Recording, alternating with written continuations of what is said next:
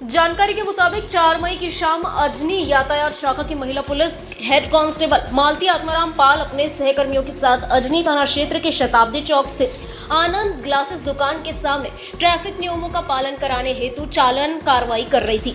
इस दौरान एक दोपहिया वाहन चालक जिसकी पहचान इस्मामुल कलीम खान के रूप में हुई है ने पुलिस कार्रवाई का विरोध किया। आरोपी ने न केवल सरकारी कार्य में बाधा उत्पन्न की बल्कि महिला पुलिसकर्मी के साथ अभद्र भाषा का प्रयोग करते हुए उन पर किसी भारी चीज से हमला किया और हाथ पैरों से मारपीट की, साथ ही जान से मारने की धमकी भी दी। अब इस घटना के सीसीटीवी फुटेज भी सामने आए हैं। हालांकि बाद में महिला पुलिस कर्मचारी ने मारपीट करने, धमकी देने और सरकारी काम में बाधा निर्माण करने जैसी संबंधित धाराओं के तहत मामला दर्ज कर आरोपी को गिरफ्तार कर लिया है और आगे की जांच पुलिस कर रही है। बता दें कि पिछले कुछ दिनों से ट्रैफिक पुलिस पर हो रहे लगातार हमले पुलिस प्रशासन के लिए चिंता का सबब बन गए हैं। ऐसे में पुलिसकर्मियों की सुरक्षा के लिए उपाय योजना करने की मांग भी अब उठने लगी है। याने त्या महिलेची वाद घातला, त्या महिलेला शिवीगाळ करून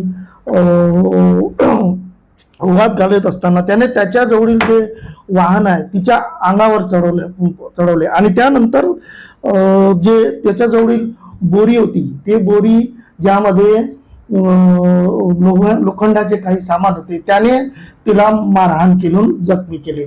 सदर महिला कर्मचारी हे नमूद वाहन चालकावर कारवाई करीत असताना नमूद इस्माने त्याच्या शासकीय कामात अडथळा करून कारवाई करण्यास अडथळा निर्माण केला व तिला जखमी केले।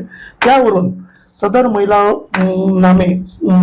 पोलीस हवालदार मालती पाल यांनी पोलीस स्टेशन अजनी येथे तक्रार दिली व पोस्टे अजनी येथे CR नंबर 206/26 कलम 132 121(2) 351(2) 352 BNS प्रमाणे गुन्हा दाखल झालेला आहे आणि तपास सुरू आहे।